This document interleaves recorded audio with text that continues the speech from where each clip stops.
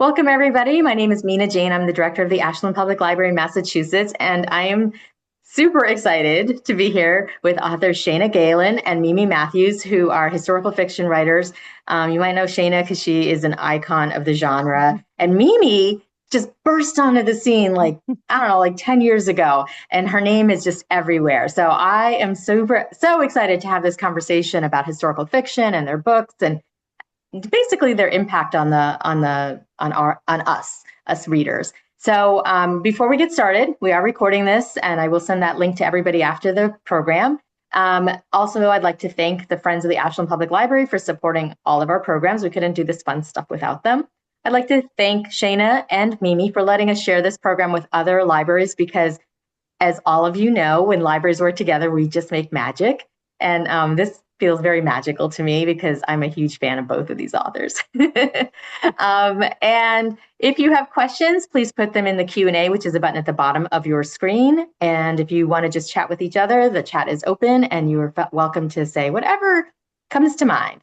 If you want to buy signed books by Mimi and Shana, you can do that at Aesop's Fable, which is our favorite local indie bookstore. And I'll put a link to that in the chat, or at least in the email that goes out to you afterwards. So, like I said, I've been looking forward to this for a very long time because Shana, I've been reading you forever. I mean, not to age either one of us, but I still remember picking up the first book and being like, this is magical. And Mimi, I'm really looking forward to Rules for, what is it? Rules for Ruin. Rules for Ruin, right. I had it in my head like 2 seconds ago, and then it fell out because I was so excited about my introduction. Because it just sounds so fascinating. And I think that's the thing about your books that I think are really great is that they just capture you just right from the back cover. So welcome. So thank you so much for doing this. Thanks for having us. Yeah, thanks for having us.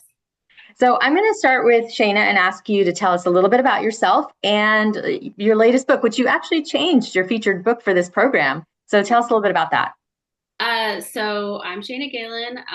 I've been published since 2005. So yeah, I have been around a while.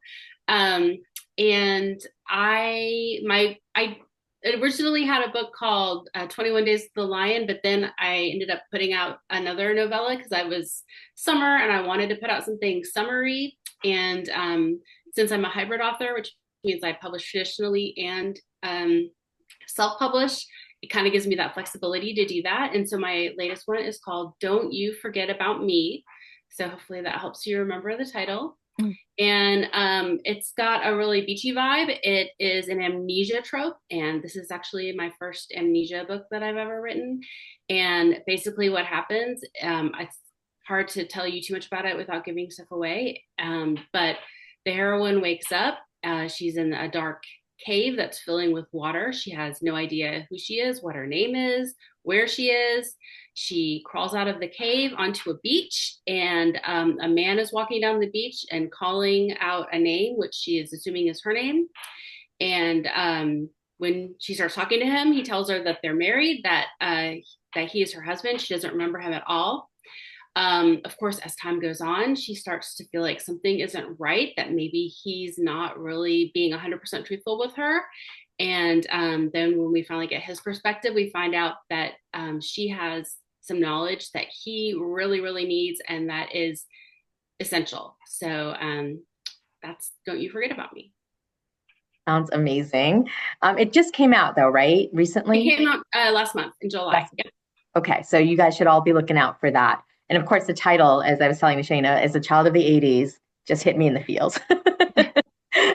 And I'm totally getting like Lisa Kleypas vibes for the memory thing. She had this one book that, anyways, those of you who read Lisa, you'll know what I'm talking about. So Mimi, tell us about yourself and your most recent book. Well, I'm Mimi Matthews, and I have been writing, well, all my life, but published since my first book was published. I had an indie come out in 2017 and also a traditionally published nonfiction book. So sort of a circuitous journey, doing indies and traditional. But my new book, Rules for Ruin, is the first book in a new series of mine. It's called the Crinoline Academy.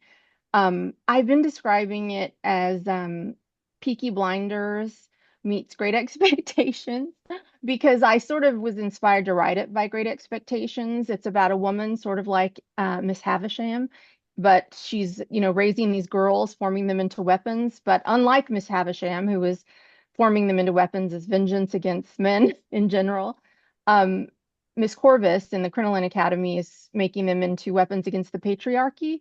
And she summons home one of her students, her first graduate, Effie Flight, from Paris, and gives her basically her first mission to ruin this corrupt politician who did something in the past, which is sort of a spoiler.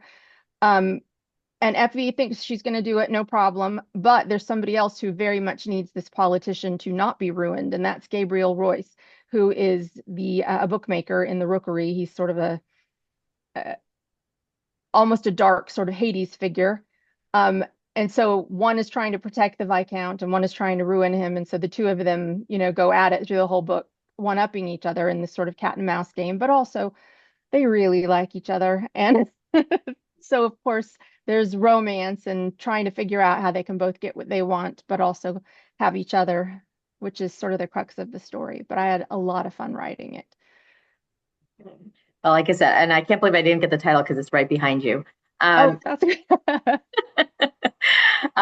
So talk about Peaky Blinders. We have a question for Mimi. While I read Rules of Ruin, I kept picturing Tommy Shelby from Peaky Blinders as Gabriel. From the Birmingham accent, the bookkeeping horse, and the horse racing and gangster vibe, etc., all pointed to him. Did Cillian Murphy influence this character of Gabriel at all?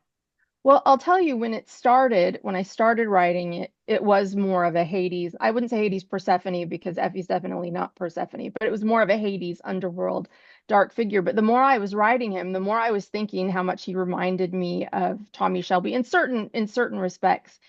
And so I do like a private Pinterest board as I'm writing. Once I get closer to the end, where I'll pin, because my readers like to see it once the book is out. And so I try and assemble it a little as I go, but not until most of the book is done. But once I got to that point, I definitely pinned Cillian Murphy as Gabriel Royce. So yes, by the end part, and then by the point that Penguin Random House Audio was casting, they did a casting call for the audiobook. I did tell the producer that the hero has to be able to do a Birmingham accent. And that's how they cast Will Watt, who is just like, I think, amazing on the audiobook. Both of him and Elizabeth Nolan are amazing. But yeah, so definitely that I did have that vibe. And I even later used Cillian Murphy in a few little promo videos, like clips where it seemed similar to things in the story. So yeah, shamelessly used.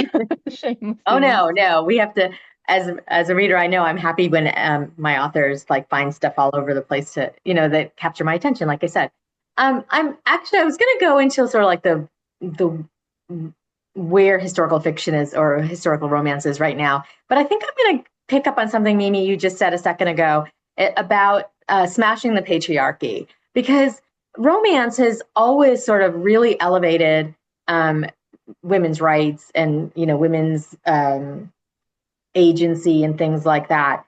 So Shana, could you start with just talk a little bit about how you think your writing, your books can influence society in a way that maybe other genres don't? I think sometimes romance gets like the bad press that it gets or the bad reputation that it gets, whenever you see the headlines where it talks about bodice rippers or books for moms or whatever, because it's books for women about women, and the stories are centered on women and women having agency and getting their happily ever after. And so I think that the patriarchy doesn't necessarily love that. What I love about writing romance is being able to give these characters their I don't know, like an adventure. A lot of my books are adventures. So I've written books where the heroines are spies, where they're like assassins, where they, are really like badass and they can handle any man that they have to deal with. And so I think that that's one way, is just kind of like taking those perceptions that maybe we have and then turning them around. Mm-hmm. Yeah, I think that reading romance is the best. Um, I don't know, like I don't want to say F you to a public program, but you know what I mean? Like that people have always put it down and people have always put down the readers of romance and the Yeah. writers of Yeah. romance. And you know, to be able to read what we want publicly without anybody harassing us is really wonderful. Mimi, you really take this on directly, especially in Rules for Ruin. Where does that come from, and what kind of impact do you think that it can have within a romance book? I think partly it's just historically accurate. And I think that there's this perception, I think maybe from, all the costume dramas that we might have watched growing up, which I do love, which portrays it more as a gentler time and more traditional roles and, going to the assemblies and who's going to go to the ball and things like that, which have value. So I'm not dissing those things. But women were always fighting for rights in some regard. I mean, in the 19, I mean, just restricting it to when I write in the Victorian era, I was talking to somebody the other day and saying, you know, how do you think we got the rights that we have now? Because no one was ever fighting for them. Women were constantly fighting for them. They were constantly, sort of pushing the boulder up the hill, and sometimes they would get something and then it would be taken away and then they would push for more. So I like depicting that sort of environment because it's accurate. And there are women who were dealing with that. Certainly, it's an interesting part of history. And when you're writing a book, of course, you want to write about the things that are interesting. You don't want to write about the boring thing. But I also love to see how women of that time balanced it with what was expected of them, with the rights they wanted and were fighting for, but with the rights they actually had, and what their future looked like, who they were going to marry, and what it meant to marry, to when you lost control of your property and the money you earned, things like that. Just all of these factors, which may seem on their face not romantic, and maybe some people might think too heavy for a romance, but I think that it actually deepens the relationship that in my stories the heroine has with the hero. And it gives you, oops, I forgot to turn off my chiming clock. Sorry about that. It gives you more of an idea of what the hero's made of, how he copes with these things. Is he threatened by them? Well, I mean, if he is, he's not very much of a hero, but just so that you can see the depth of the characters a little bit better in the context of things they were actually dealing with in that time, which maybe it's nerdy, but I find really fascinating. So of course, want to put as much of it in my stories as possible. But I think it can be romantic too, because it means the hurdles are greater. It means the stakes are higher. Mhm. And in order to be together, just the sacrifices that the characters have to make. And I could go on and on, but that's basically it. No, I Well, think we that's the great thing about historical romance is that you really can have these high stakes because back then for a woman who's marrying, I mean, that is her whole life right there that she's Exactly. placing That's in this it. person's hands. Right. I mean, she's basically becoming his property. So you really have to trust that person and Yeah. know that they are gonna That they're worthy to right. to have that responsibility, because it's basically like I mean, your husband could commit you to an asylum. Yeah. Um, so marrying somebody that you didn't have confidence in, that you didn't trust, that you didn't love, and that wasn't an honorable man, a deeply honorable man, or that didn't believe in the same things you believed in ultimately, even if he starts the novel maybe not understanding those things, and you have to you have Right. to teach him. But Mhm. yeah, so I agree. I think that the stakes are extremely high in historical romance. Mhm. Yeah. And we were talking about this a little bit before we started about um, how much of it do you want to have like as the real, like women were oppressed, they didn't have rights, blah, blah, blah. And how much of it do you want it to be an escapism for people now who like the history, but also just want to escape from reality? So how do you balance that when you're writing your books to make it fun and enjoyable as well as, not necessarily messagey, but, having some feet in the history. Shane, I'm going to go back to you. I think it kind of just depends on the book. Some of my books have more of a message and some are just, fun. And I mean, as far as the history, I find that I think I try to do maybe like 10% of what I know or historically that I've put in it. And then I try to make the rest of it about the story and the plot and the characters. Because too much more than that, I feel like readers, like, I know as a reader, like I mean, well, I'm really interested in some things, but maybe if it's a historical thing I'm not that interested in, I feel like it can bog me down. Yeah. How about you, Mimi? How do you keep the balance? I mean, I don't know that I always do. Sometimes, I mean, I try to do it, but in looking back at my backlist, I can definitely see books where I was like, yeah, you didn't need to include all that information about those trains or something like that.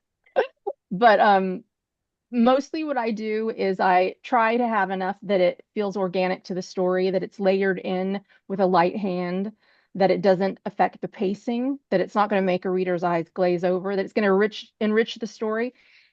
And I just have a really long author's note at the end with all Yeah. the stuff I wanted to put in the story. Yeah. And people can skip it if they want. But yeah, that's how I handle it. But yeah, it's definitely a struggle. I have to talk to myself a lot when I start to go off on a, and then, the history of this or whatever. Yeah, the fabric, the whole history of this fabric she's wearing. And I think nobody wants to know that. Some people do, but like maybe not like the wider audience. I don't know. I mean, I kind Yeah. of feel like I'll read anything by you guys. But I'm going to stay with you, Mimi, for a second because you have written nonfiction and you do write for magazines and things like that around nonfiction issues, including your work with rescue animals. So how does that inform the historical romances that you write? Your own interests in those kind of things? There are animals in every story that I've written. Not animals being harmed, though I think the villain in my book, The Work of Art, did smack his dog, which I deeply regret, but he was the villain Mm. and nobody was harmed except, well, I guess the dog, but he didn't hit him hard. But I think back to that and I think, oh, he shouldn't have done that. He was really a bad guy. But in everything else, the hero and heroine, there's animals in their life, a lot of times they have rescue animals, my Bells of London series is about equestrians, about riders. So that's very much, me putting myself in my stories because animals are a huge part of my life. Before my disc fusion in my neck broke, I rode competitive dressage. So yeah, I can't imagine writing a book where there was not an animal character in it. Um, but yeah, and some definitely have more, there are some characters who like Philly in The Work of Art who have like a literal menagerie of animals, and then others who just have a horse because they don't really, they're living with someone else. They couldn't have a bunch of animals. Maybe they want to, but can't. But yeah, that's a huge role in all of my stories. I don't think there's a single one of my books that doesn't have at least one animal character, Mhm. a named animal character. Mhm. And Shana, do you have specific interests that influence your writing or the topics that you pick? Well, I was just gonna say that I love that she just mentioned that about animals because I used to work for a organization that rescues animals, and Oh, that's so great. so yeah, and I like Frank was one of my favorite characters in Rules for Ruins. I love Frank. He's based on my mini poodle Jet, except Jet's not small enough to carry in a purse. I wish he was tiny, but he's a sturdy little mini poodle. He's almost 20 pounds. Well, I just thought that was Maybe a big purse.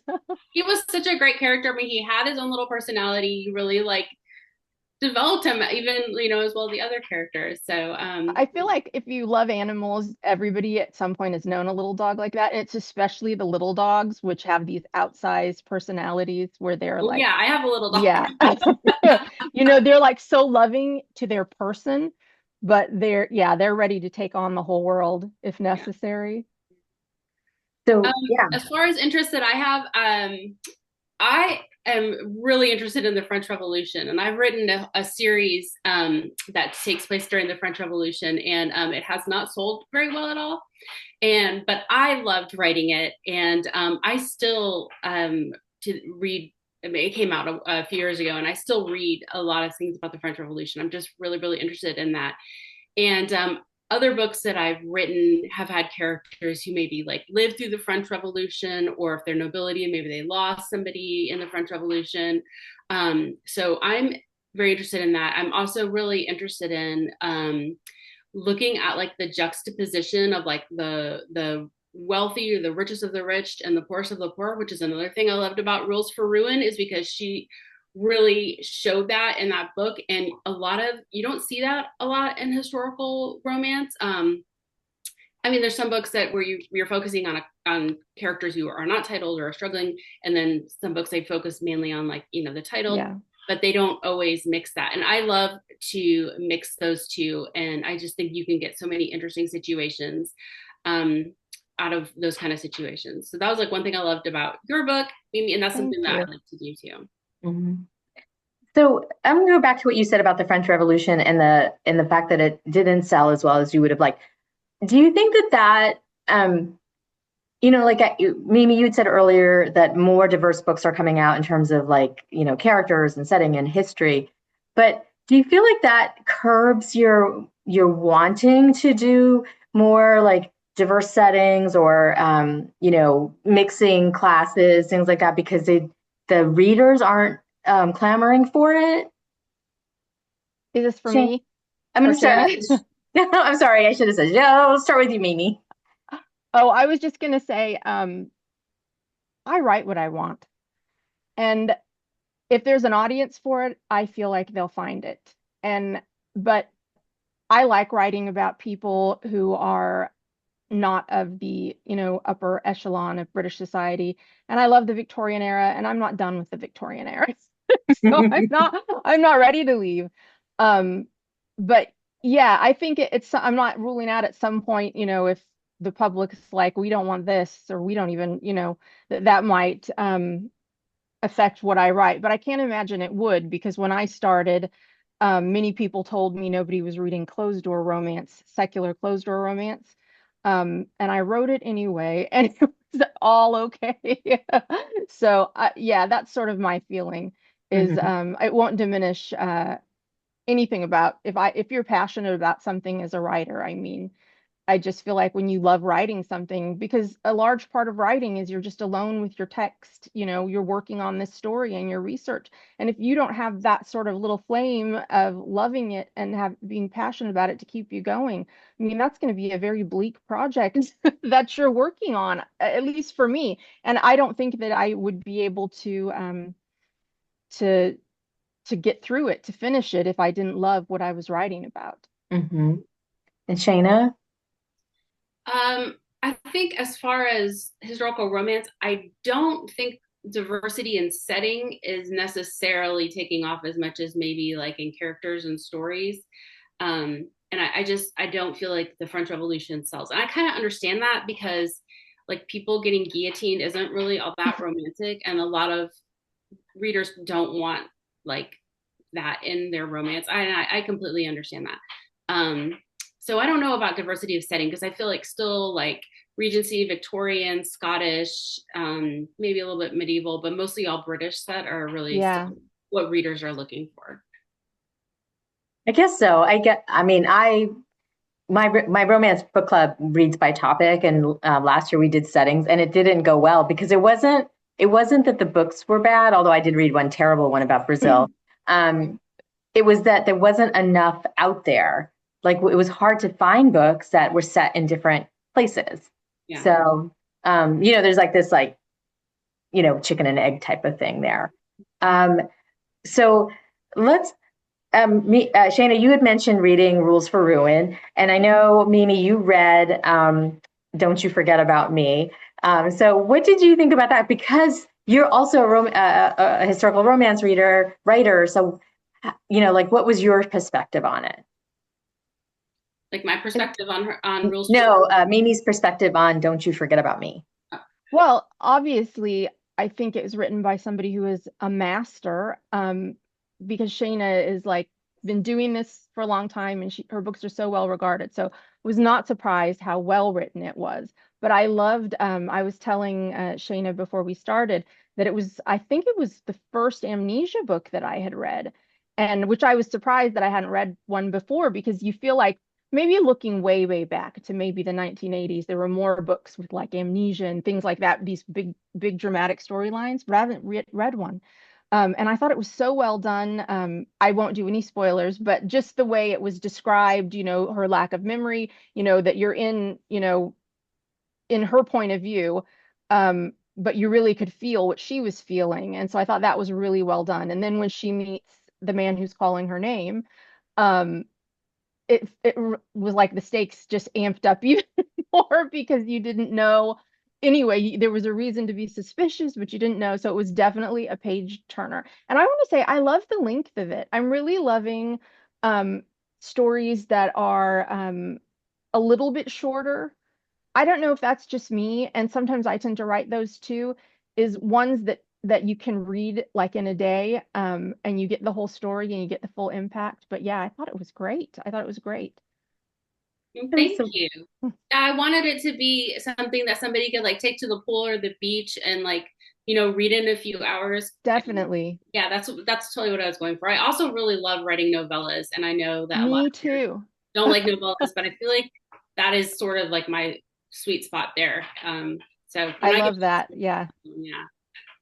Oh my gosh. I love that you read each other's books for this because, you know, it, it just makes the conversation that much deeper. I do want to go back to the historical romance genre a little bit before we get into some questions from the audience. Shana, you've been doing this for now 20 years.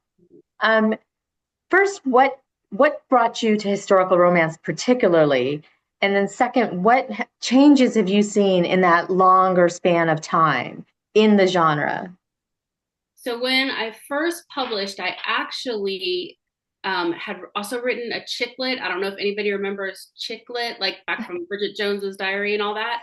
And that book came out the same day, same year, everything, same month as my first historical romance.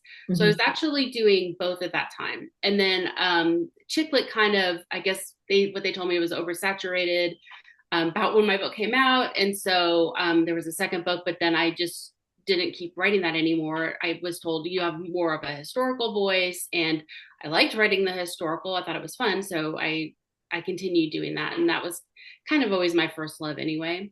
But I can tell you that when I first started writing, and I think I started writing in like 2000, and the first conference, like writing conference that I went to after that, like maybe in 2001, everybody said historical romance is dead.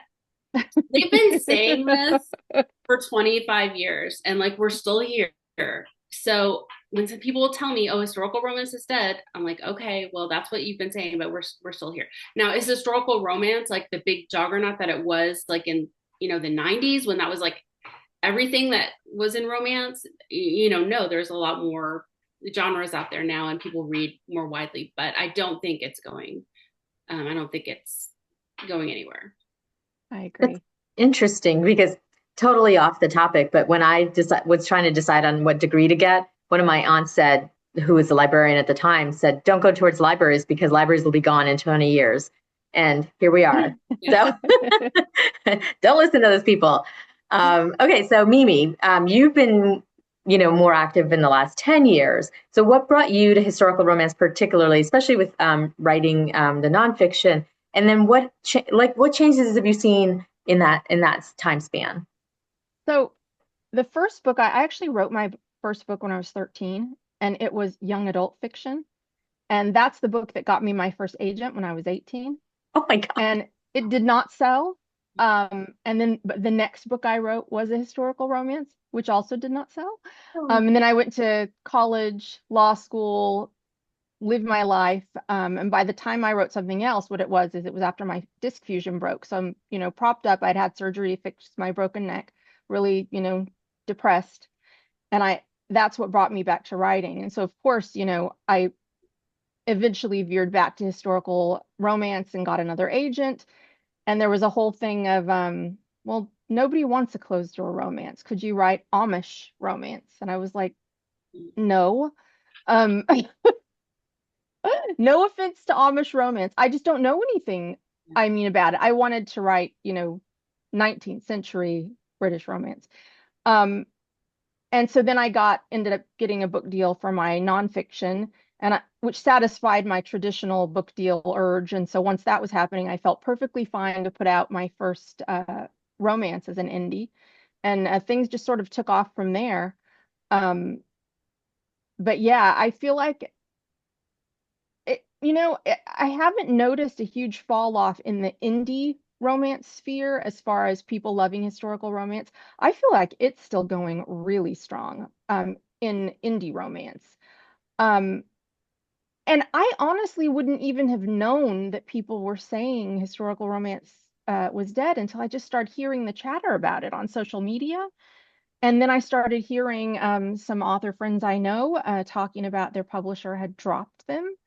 Um, which I thought, oh, that made me think, oh, this is serious. Like something's going on, this is my first experience with the historical romance is dead discourse. Mhm. So I didn't know, what was going on. And I was still, Rules for Ruin hadn't even come out yet. I'd already contracted for um, the first two books in the Crinoline Academy and my last book in my Bell series, which are all historical romance. So I thought, well, this is unfortunate timing. But yeah, I just feel like the readers that I talk to still really want these stories, and so I think the audience is still there, and hopefully the traditional publisher side of it, where they're not as keen on historical romance, maybe there's just a little bit of a lull, and it's going to just come back again strong like it has in the past. Mhm. But I Yeah. think that's one change when you were talking about indie publishing. That is a big change that has happened since I've started publishing, because there weren't e-readers, there weren't anything like that back in 2005. And so if you were dropped by your publisher, and I've been dropped by several publishers, and you were just out of luck, you had yeah, to query one of the other ones, and there were like six.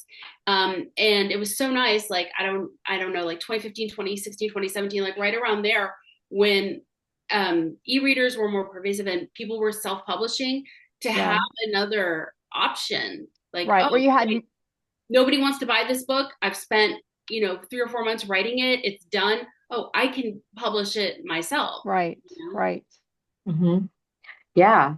I mean, I read all of it. I often don't know if it's indie or trad published. I just read it because I know the author or the story sounds interesting or something like that. Um, I did want to go back to something we've been talking about a little bit a while ago, but I had mentioned the diversity of setting. But in the last 10 years, there's also been diversity of characters and hidden stories, like hidden stories coming out that weren't being told before. Have you all noticed that, or has it influenced your writing at all in seeing more authors delving deeper even into what was happening in societies in historical times? Mimi, I'm going to start with you on that. Well, firstly, I think that it's great. Because again, it's like accurate to the time. It was not just a monochromatic society. Speaking just of Victorian London, it was a really diverse place in terms of race, in terms of wealth, um, just in terms of education. It was extremely diverse.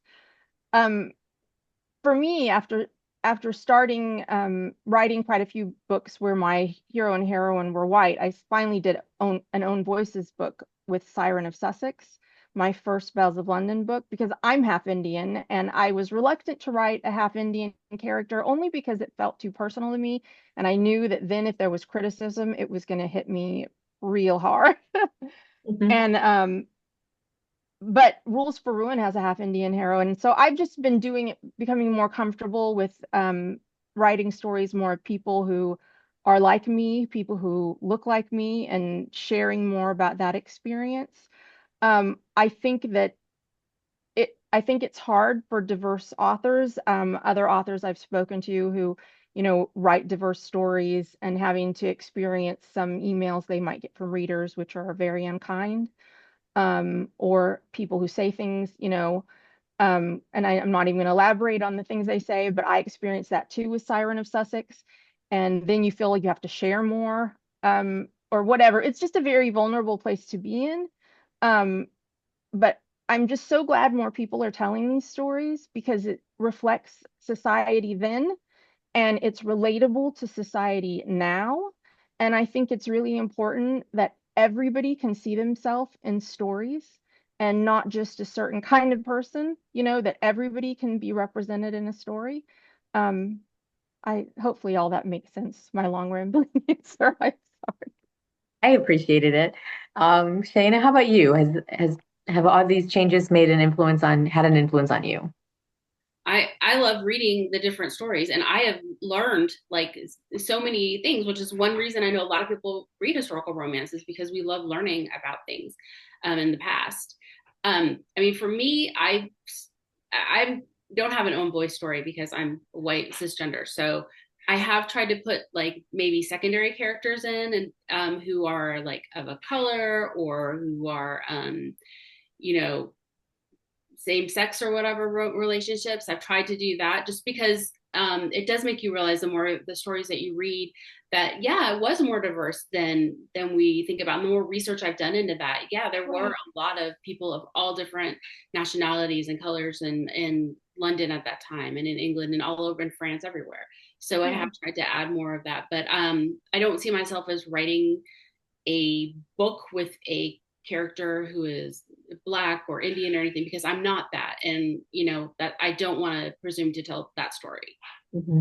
But I love that you are inclusive in your storytelling, in that you include characters of all different backgrounds, so that people like the reader can see that it was not just a white heterosexual male. Yeah. And I think Mimi's right that everybody needs to be able to see themselves in stories, and that's very important. Right. Have you gotten any pushback, Shana, for diversifying the base of your stories? The pushback that I have gotten is actually from a book that came out in, I want to say 2006, called Pride in Petticoats. And again, this was back in 2006. And the heroine is American, and she's from Charleston, South Carolina in like 1812. And so she brings her like nanny with her, and that woman is black, and she had a lot of dialect. And so I did get pushback from that.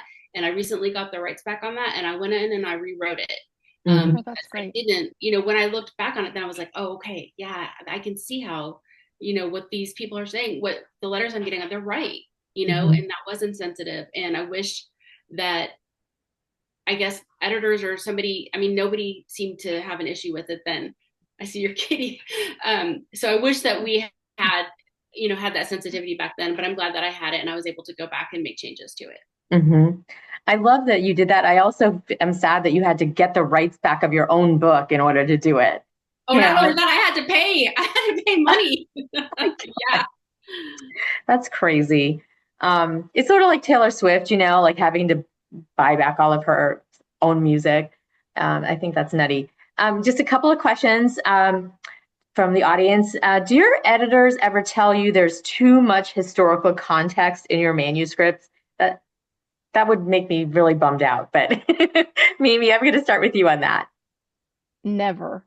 None of them have ever said that. Wait, I'm telling a lie. One editor did say that, but it was an editor on an indie book. And my readers will not be surprised to know it was For a Modest Independence, the second book in my Parish Orphans of Devon series, which has the train journey and the sailing journey from England to India. And I included a lot of travel detail in that story. And my editor, Deb, was like, you could cut some of this down, or you could sort of truncate it so this takes place over just a few days instead of this, journey, which really was like over a month. And I was like, nah, which which I wish in hindsight, I wish that I had cut it a little bit, but the people who love that story really love it as it is. So, once you know better, you do better. I was still just really attached to my research at that point. Sorry, a little visitor here.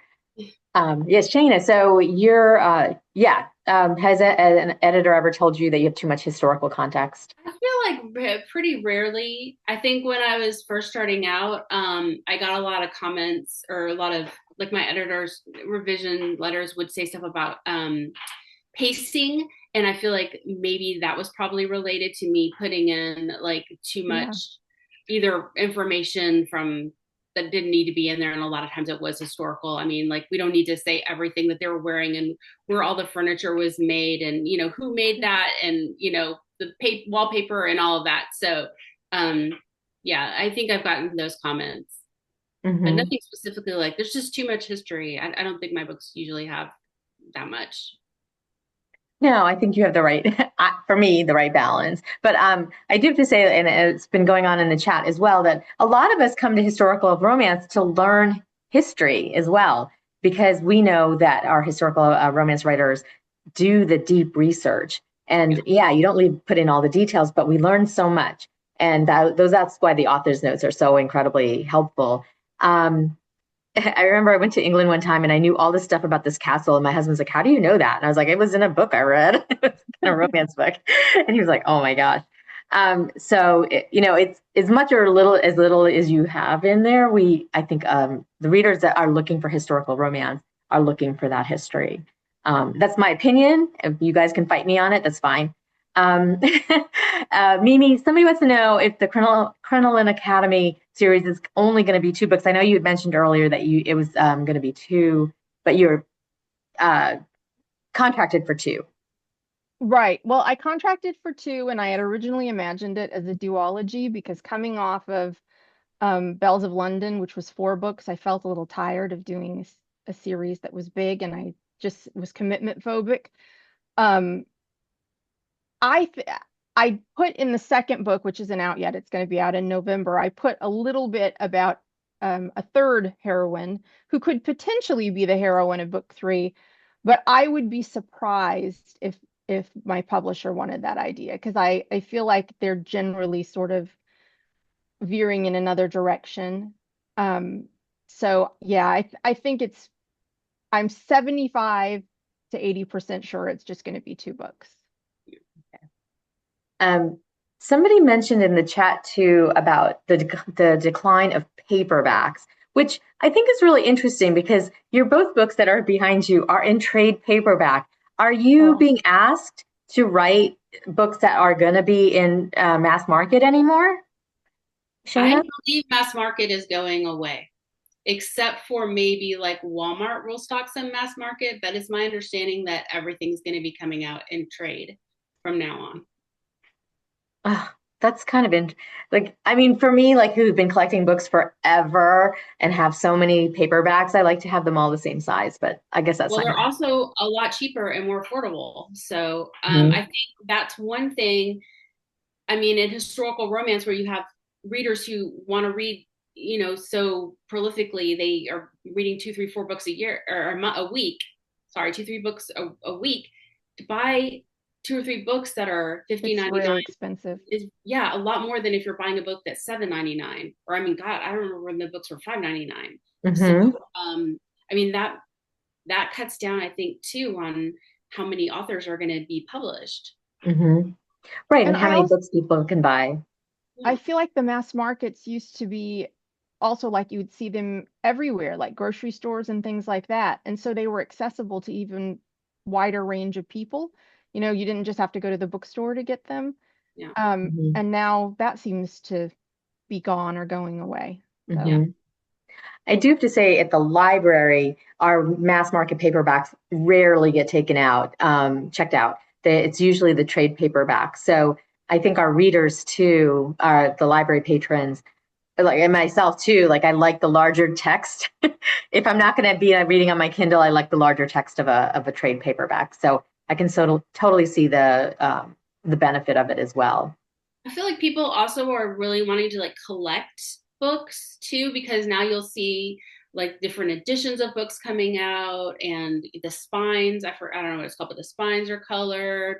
Oh yeah. It's like some special effect when you flip the pages or whatever. So now they're becoming more of like a collectible item that people want to get. Like albums are now, We're like the dog from Up, we're like, squirrel, there's a there's like the pages, yes. So we have a question here, which I'm going to read the whole thing because I think it's really great. For Mimi, my favorite of your works are from the Parish Orphans of Devon, the Somerset Stories, and many of your novellas. Particularly, I loved your heroes, Alex Archer, Neville Cross, Ivo Beresford, and Mark Rivenhall. I could go on, but I'll stop there. Do you have some favorite heroes or heroines of your own or from from the genre? And also, though I have not read Shana's work, have after hearing you speak, I'd love to check out your works and want to know your favorites as well. So Mimi, I'm going to start with you on that one. Just your favorite heroes or heroines that you've written or that you've read. That I've written, my readers will not be surprised. It's Alex Archer from A Convenient Fiction.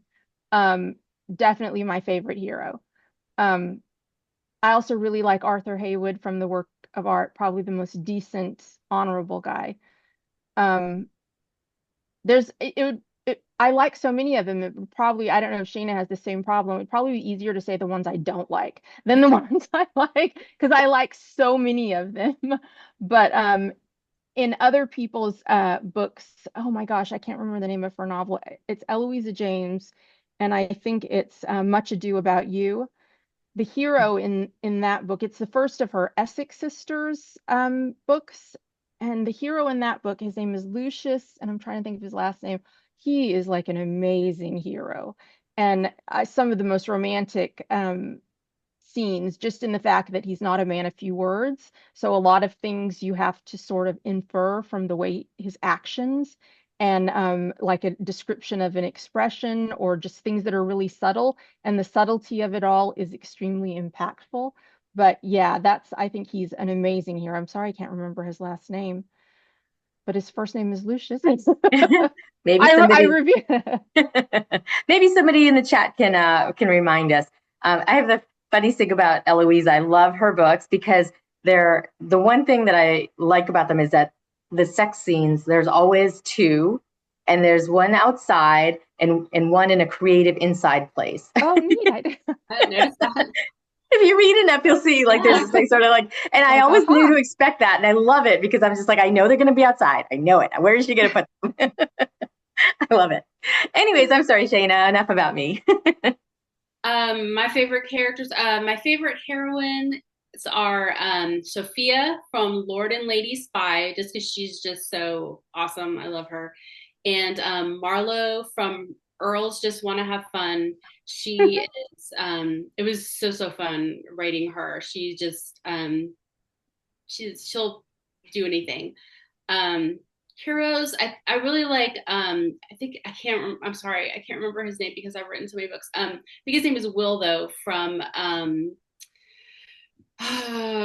Diamonds Are an if you give a Duke a diamond, that's what it is. If you give a Duke a diamond, he's my favorite hero. He's like really OCD about everything, and I really enjoyed writing him. I think he just his arc was really great.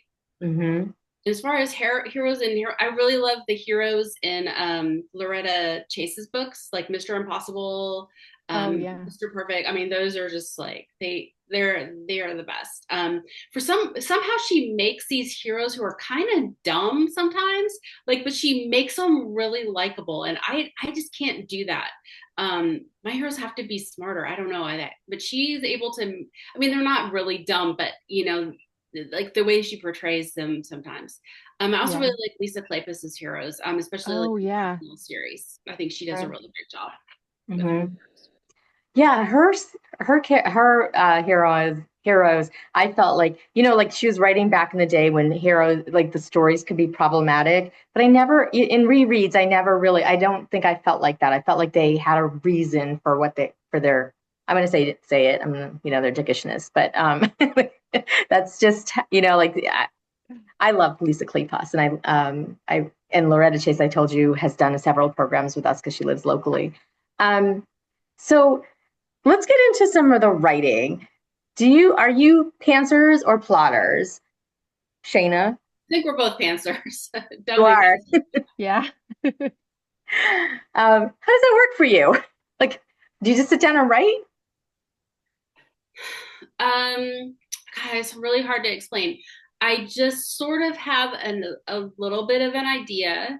Like, for example, there's a woman who has amnesia and she wakes up in a dark place. And then I sit down and I start writing, and then it just sort of comes and I deal with the obstacles as they come, you know? And I mean, that does make for having to revise things a lot, you know, because Yeah. you start writing and you're like, oh, well, that's not going to work, you know, or they wouldn't be able to know that. But I mean, I don't know. I've written so many books now that I kind of am able to know where I'm going with it. I just trust the Hmm. process, really. Yeah. Were you a plotter when you first started out? No, I've No. never been a plotter. Got it. Okay. And Mimi, you're also a pantser? I am, and it's sort of the same. I have an idea, and it's a lot of times too, not even an idea that's at the beginning of the book.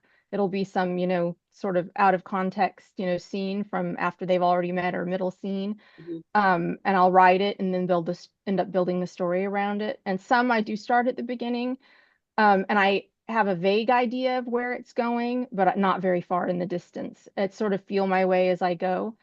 And I often wish that I was a plotter just because sometimes it gets so frustrating. Or because you just feel like, okay, well, I did go in the wrong direction, so now I have to backtrack and then redo this work I already did, which is, not fun. But yeah, I just like the surprises sort of that you find almost in the, I wouldn't say stream of consciousness, but maybe that's what it is, as you're going along and a character will say something or do something and it takes you on a whole different track and it opens up a new idea. Hmm. And I just think can be a lot of fun. Hmm. And what comes to you first? Character, plot, setting? It depends. I would say a lot of times character, something about the character. Like for my novel, The Work of Art, the funny thing is it was actually I dreamed this scene where pro- the proposal scene. When I got up the next morning, because I hadn't even started this book, I was actually writing my other book, The Lost Letter, and I had this idea and I wrote it down, but it was just, really noble war hero.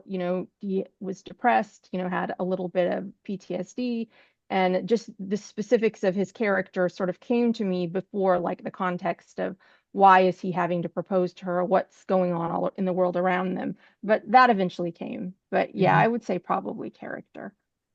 Is it Yeah, the same thing? exactly what she's saying. I can relate to because it's almost like a situation that comes to me, Right. or like I'm seeing like there's this situation.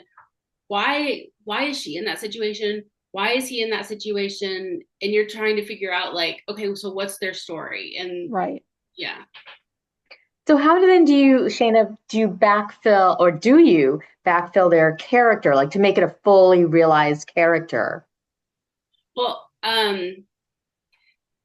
I feel like when you start reading a book as a reader, you don't know everything about the character, right? Mhm. And Mhm. so as you're reading, you're learning about the character. As I'm writing, I'm also learning about them. And I probably know a little bit more than the reader because I start figuring things out or thinking, oh, okay, I need to add this later, or I need to go back and put this in or something like that. So Mhm. I'll do that. But there's been times when I've got like maybe 80% in a book and thought, you know what, I thought this was the heroine's book, but this is really the hero's book. And I need to go and do this and this and shore this part up or whatever. So a lot of that happens Yeah. like when I go through like my second draft of it. Mhm. Yeah. So Mimi, is that the same for you where your characters build out throughout through the story? They do. I do a lot of just passes, and sometimes I don't wait till the end of the story. I'll just go over and over like the thing I previously read. The other thing is whenever I stall out as I'm writing, I go back to the beginning and I reread everything I've written because a lot of time it just lights the runway and then I can see how to land the plane. But and because I'm constantly rereading it in this way, um I start to notice things or see things that like Shannon was saying, that you sort of need to sort of shore up something or you need to flesh something out or explain motivations a little better. Um, but yeah, it's really organic. It's not, I don't ever think, okay, today I'm going to work on doing this. I wish I was that organized because there's a lot of stress for me personally with being a pantser because a lot of times it's like, not sure where you're going, not sure how you're going to get there, not sure how long it's going to take you. Um, but yeah, I do a lot of passes. I do so many passes of the manuscript that by the time I send my manuscript to my editor, I mean it's pretty tight. It's pretty done. So Mhm. usually the edits are minimal and then it's just off, which I think might be why they're patient with me when I ask for extra time on every single thing that I write. Because it's pretty much done. Like, yeah, I think I need another 2 weeks. They're like, okay. So this question is, when getting an idea for a series, do you ever make the idea a later book in a series and have to backtrack and write a book before you can flesh out that original idea? Like you realize like, oh, this is something else has to come first before this idea can be written. Shana, has that ever happened to you?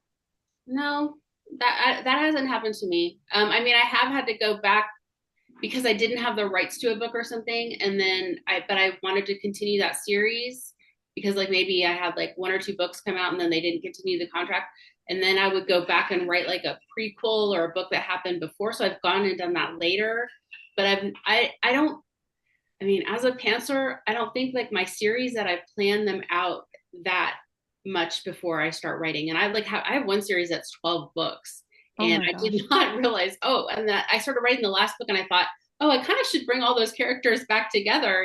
That's kind of how pantsers do series. Yeah, yeah. I mean, I can totally relate to that. and have you ever had to do that, Mimi, where you've like had this idea and you're like, oh, not right, quite ready for it? No, but what I did with an indie series I've got right now, my Somerset Stories series, is it's 6 books, and the final book comes out actually tomorrow. But the book that came out last year, book 5, was set 14 years, before the book that comes out tomorrow. I had to do this. I did this huge time jump, Mhm. just because I felt like this is a hero who needs to be older for this storyline to happen. He was just too immature, in the last book. And I don't like to write. I have written a very young hero, but I generally don't like to write a very young, very young couple. I just need some maturity so I had to make this story be 14 years, 14 years in the future. Yeah. It makes sense. So, just really quick off the top of your head, can you recommend other historical fiction books to our audience? Like just a couple that you really enjoyed, maybe recently or classics. I'm going to give you a second to think about that, or either one of you can jump in. Um, well, definitely Harper St. George's Doves of New York series, because Mhm. she's writing in the Gilded Age. So if you watch the Gilded Age on HBO, this would be definitely a series you would want to read. Um, Liana De La Rosa is Mm. writing Mexican historical romance right now. Those are great. Um, Vanessa Riley, A Wager at Midnight is one of her most recent, and so she does. I just saw somebody say, I love your young hero." They know what year I was talking about when I was writing. It was like, oh, why does he have to act this way? It's like, well, he's young. He's not seasoned yet. He's not finished seasoning. But Vanessa Riley, I love the diversity of her characters. Like in one of her most recent books, she has a Trinidadian hero who is like, they're studying medicine. So it's like, I feel like it's historicals where you actually learn things, but also very romantic. Mhm. So those are some good authors writing right now. Mhm. I could go on and on, but there's a lot of authors doing great things right now, I think, in historical romance.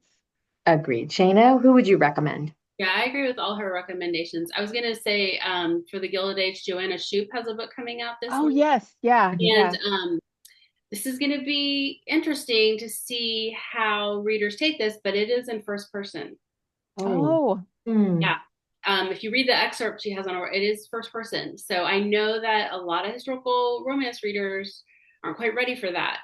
So it'll be interesting to see how that goes over. I love first person, so I cannot wait to read it. And then I mean my favorite, if you haven't read much in the genre, I mean like Loretta Chase is my favorite, Lisa Kleypas, I have like old school Julie Garwood. I mean, I just oh, I love Julie yeah, Garwood. Julie Garwood, Liana. I mean, like you were saying, Liana De La Rosa. I love her books too. Mhm. So many good books to read and so many authors. Just one last question. What is up next for you? I know, Mimi, you said a book is coming out tomorrow. That's Rules for Ruin, right? Rules for Ruin actually came out May 20th. Yeah. Um, Oh, why did I think it came? I'm It losing still my feels, mind. it's still new. Yeah. I have an indie book coming out tomorrow called The Governess and the Rogue, and it's the That's sixth book in my Somerset Story series. But the next Crinoline Academy book is going to be out in November, and that's called The Marriage Method. I'm really excited about that one too. oh my God, sounds so awesome. And Shana, what's up for you next? I am working right now, finishing up edits on a Christmas novella that will be coming out in October. And I think it's going to be called, well, I know it is because I just got the cover. It's going to be called Snowbound with the Earl.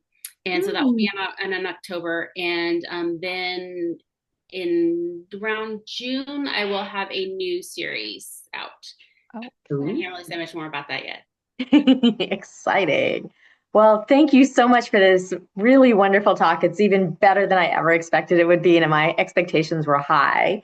For everybody who's here, I really appreciate your questions and your humor in the chat. I really enjoyed that. And I hope you run out and read these books because they're fantastic. Mimi, Shana, thank you so much. You've totally made my day. Thank thank you you for so having much us. for having me. Yep. Have a great night and happy reading and happy writing. Night, everybody. Good night.